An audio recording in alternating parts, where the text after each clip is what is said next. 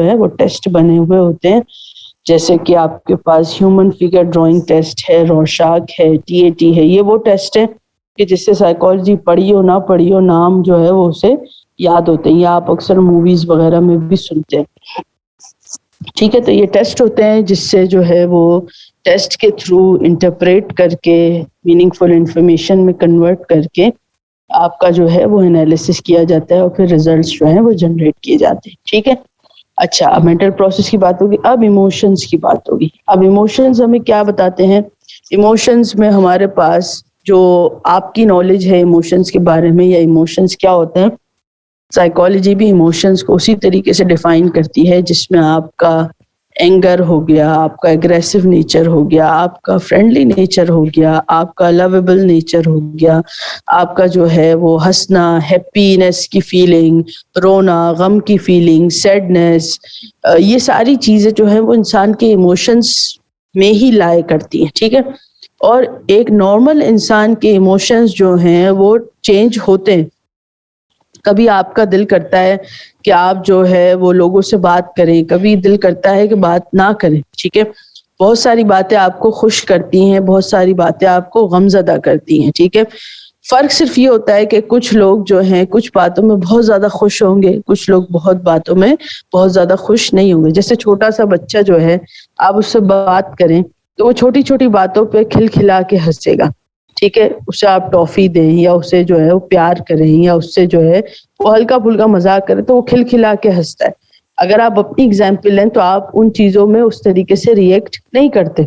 उसकी वजह क्या है? उसकी वजह ये कि आपका परसेप्शन डेवलप हो चुका है, आपके सेंसेस वैसे काम नहीं करते जैसे उस बच्चे के कर रहे। ठीक है, अब इसी तरीके से इसको ऑपोजिट कर दें कि दरवाजा जोर से बंद होने पर बच्चा, बहुत छोटा बच्चा जो न्यू बॉर्न बेबी है, वो एकदम से डर जाता है, आप नहीं डरते। ठीक है, आप उस वक्त डरेंगे कि आप जो है वो कोई और काम में बहुत ज्यादा बिजी हो, बहुत ज्यादा फोकस हो, और एकदम से कोई जोर से आवाज आए या कोई दरवाजा बंद हो तो आप एकदम से जो है वो डर जाते हैं। वो डरने की फीलिंग क्या है कि आपका फोकस जो है वो एक चीज की तरफ डाइवर्ट हो चुका था। तो एकदम से आवाज आने को आप जो है वो एक्सपेक्ट नहीं कर रहे थे।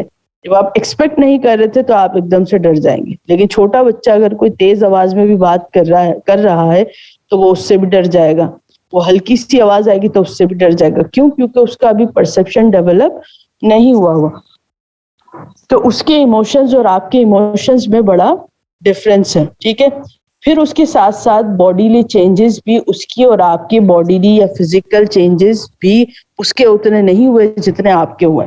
ठीक है, या आप अपने आप को किसी ऐसे शख्स से कंपेयर करें जो आपसे 20-25 साल बड़ा है। ठीक है, अक्सर घर में अम्मियां जो है वो कह रही होती है ना कि फालतू बातों पे बस हंसती रहती है पागलों की तरह। अम्मी को हंसी नहीं आती, आपको हंसी आ रही है।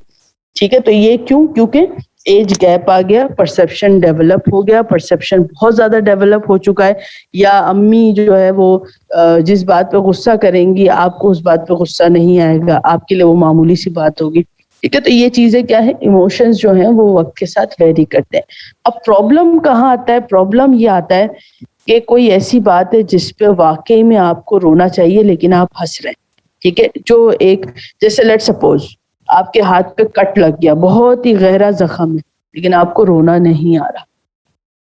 अब ये जरूरी नहीं है कि इसमें जो है कोई ना कोई आपका साइकोलॉजिकल प्रॉब्लम हो, लेकिन 90-95 केसेस में साइकोलॉजिकल प्रॉब्लम ही है।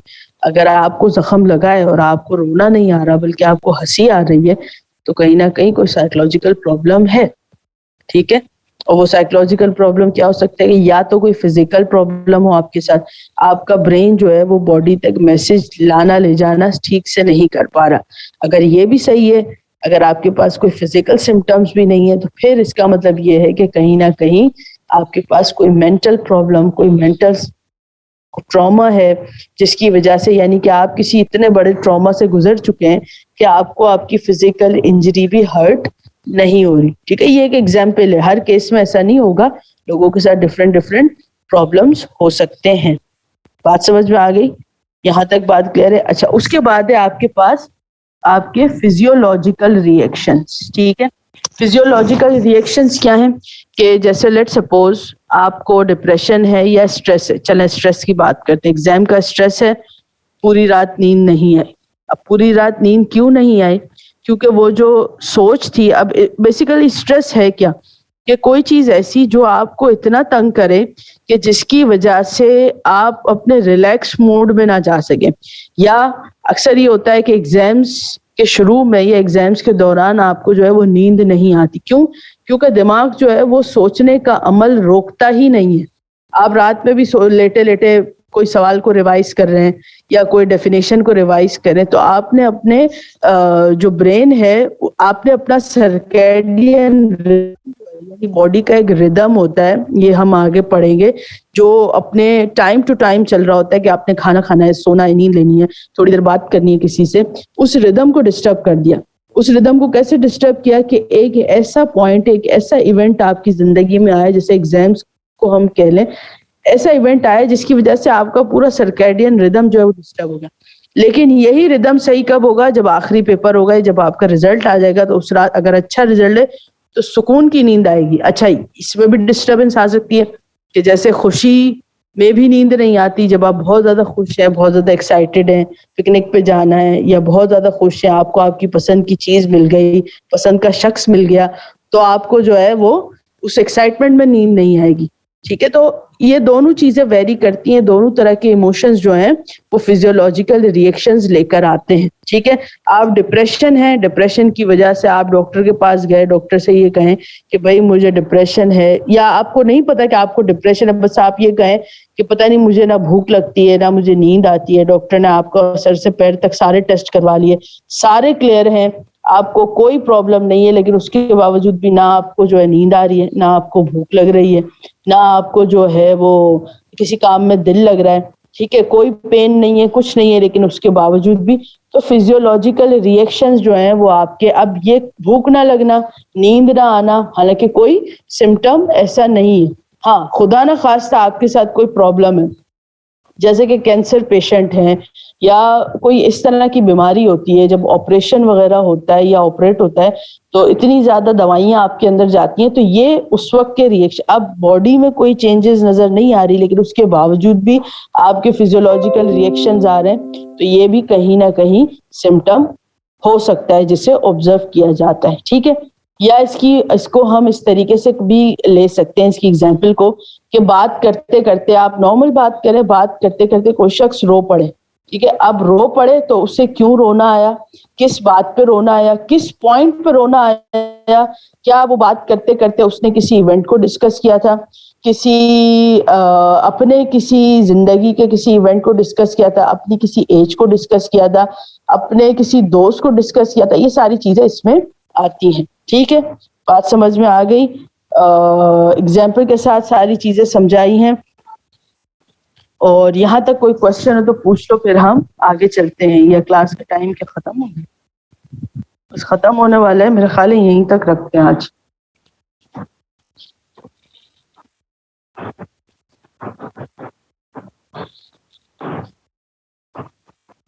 फिजियोलॉजिकल रिएक्शंस को आसान जबान में कहो या टेक्निकल वर्ड में कहो तो बॉडीली चेंजेस होते हैं, बॉडी में चेंजेस आना।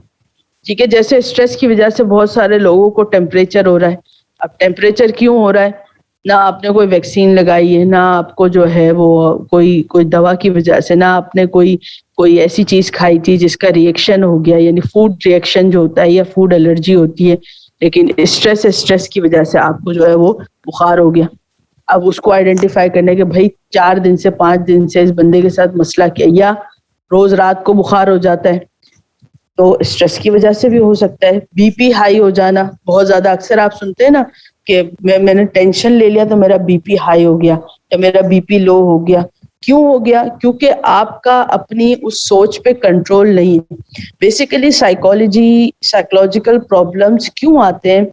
देखो, मुश्किलात हर इंसान की जिंदगी में आती है। ठीक है, बहुत छोटी मुश्किलात भी आती हैं, बहुत बड़ी मुश्किलात भी आती हैं, लेकिन एबनॉर्मल और नॉर्मल शख्स में फर्क क्या है? कि मुश्किल आएगी, वो उससे कोप करके बाहर आ जाएगा। ठीक है, जैसे किसी की मौत भी हो जाती है तो 3 दिन, 4 दिन, 5 दिन, 1 महीना लोग सोग मना के फिर उससे बाहर आ जाते हैं, ठीक है।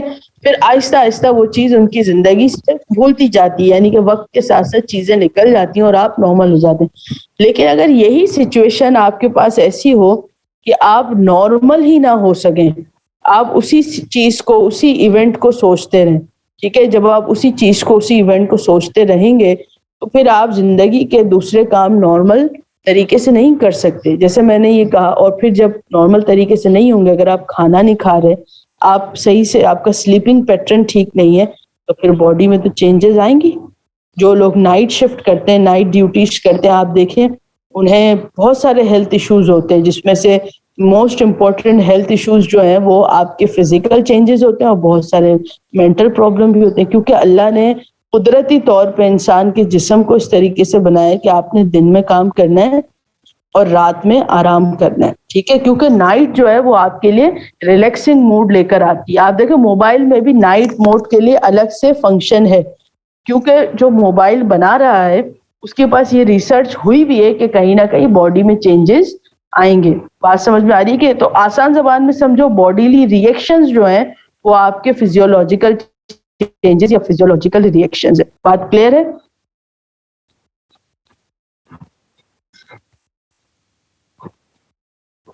और किसी का कोई क्वेश्चन?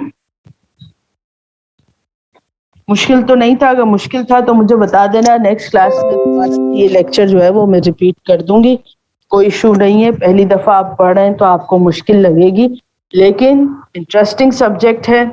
और दूसरा ये कि अगर आपने ये कोर्स सही से पढ़ लिया तो आगे जितने भी सेमेस्टर्स आएंगे उसमें, अगर आप सोशियोलॉजी पढ़ें, आप लीडरशिप पढ़ें, आप एचआर पढ़ें, तो बहुत सारी चीजें आप ऑलरेडी यहाँ पढ़ चुके होंगे। और अगर आप मुझसे पढ़ेंगे तो आपके लिए और आसानी हो जाएगी, क्योंकि बहुत सारे नोट्स और ऐसे हैं जो मैं चेंज नहीं करूंगी, तो वो जो इस सेमेस्टर में याद करोगे वो अगले 3 सेमेस्टर तक वही चल जाएगा, ठीक है। तो अब ये सिर्फ मैंने आपको बताया, जरूरी नहीं है, हो सकता है आपका लक अच्छा हो तो मैं अगले सेमेस्टर में ना भी पढ़ाऊं, लेकिन ये कि अगर कॉन्सेप्ट सही से पढ़ा तो आप आगे फिर पढ़ोगे तो उसमें आपको आसानी हो जाएगी। और ये बेसिक कोर्स है, ये समझे आपकी जो है वो एक बेस है। अगर ये बन गई तो पूरी जो बिल्डिंग है, पूरी जो इमारत है वो तामीर करना आसान हो जाएगी। इसमें आप पर्सनैलिटी की थ्योरीज पढ़ेंगे, लेकिन कोर्स बहुत लेंदी है। और जिन लोगों ने, मेडिकल वालों को तो ये कोर्स बहुत आसान लगेगा, ठीक है, मेडिकल वाले एंजॉय करेंगे। लेकिन जिन लोगों ने कभी मेडिकल नहीं पढ़ी या साइंस नहीं पढ़ी तो उनके लिए थोड़ा सा मुश्किल हो जाएगा। प्लस ये कि इसमें कुछ टर्म्स होंगी जो थोड़ी सी डिफिकल्ट होंगी, ठीक है। जब डिफिकल्ट टर्म्स आएंगी तो आपके लिए स्पेलिंग्स याद करना, थोड़ा सा उन्हें प्रोनाउंस करना मुश्किल हो जाएगा, लेकिन शुरू से अगर तैयारी करोगे तो फिर कोई मसला नहीं है, ठीक है। 4 मिनट अभी भी हैं क्लास एंड होने में। अगर किसी का कोई क्वेश्चन है तो वो पूछ ले। अगर माइक पे पूछना चाह रहे हो तो माइक भी मैं ऑन कर सकती हूँ। स्पेलिंग मिस्टेक्स ना हो, टेक्निकल टर्म्स का यूज करना ताकि अच्छे मार्क्स गेन कर सको।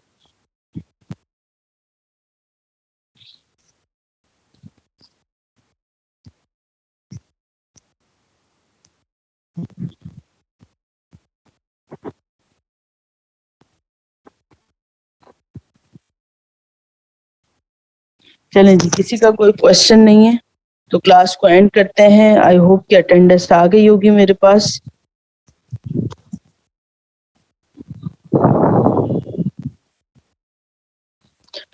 नहीं, नोट्स मेकिंग पर आपको ध्यान देने की, पूरा मैं क्वेश्चन पढ़ लूं फिर जवाब देती हूँ।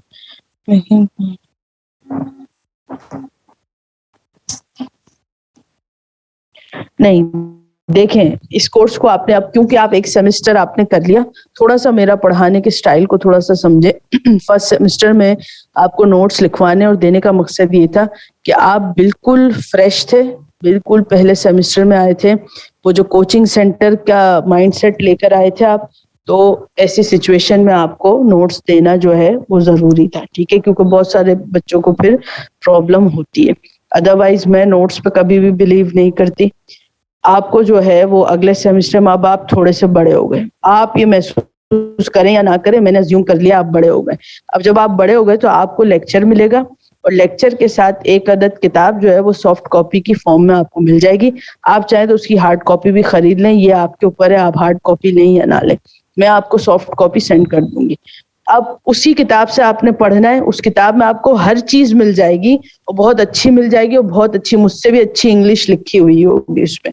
तो आपने उस किताब से पढ़ना है, या अगर उस किताब से भी पढ़ने की आपकी चाह नहीं है तो आप दुनिया की किसी भी लाइब्रेरी में से बेसिक साइकोलॉजी की, अंडरस्टैंडिंग साइकोलॉजी के नाम से कोई किताब होगी, उस किताब को निकाल लें और उस किताब से पढ़ना शुरू कर दें। अब आप उसमें से नोट्स बनाएं या डायरेक्ट किताब से पढ़ें, ये आपके ऊपर है। ठीक है, मैं आपको लेक्चर दूंगी ताकि आपके पास एक लेआउट आ जाए। ठीक है, क्योंकि शुरू शुरू में आपको किताब समझ में नहीं आएगी, उसमें कुछ ऐसे अल्फाज लिखे हुए होंगे, टेक्निकल टर्म्स, जब तक उन्हें समझाया ना जाए वो आपकी समझ में नहीं आएगी। ठीक है, अगर किताब ही सब कुछ होती तो फिर टीचर की जरूरत ना पड़ती, तो टीचर कहीं ना कहीं आपको गाइडेंस देगा।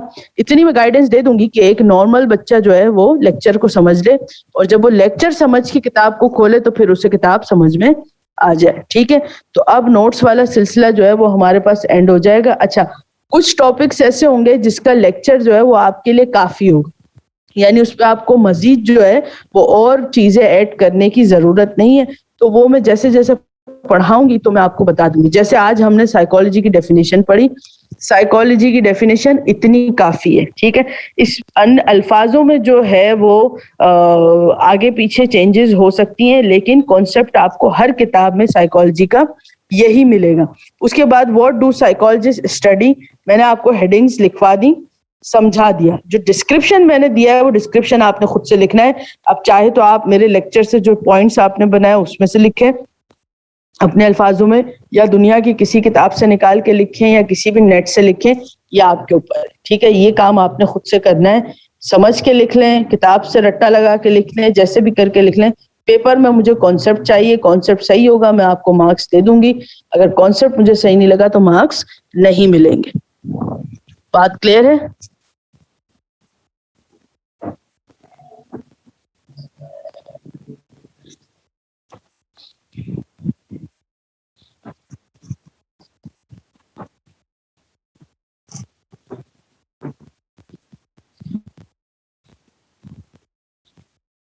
चलें जी, अल्लाह हाफिज।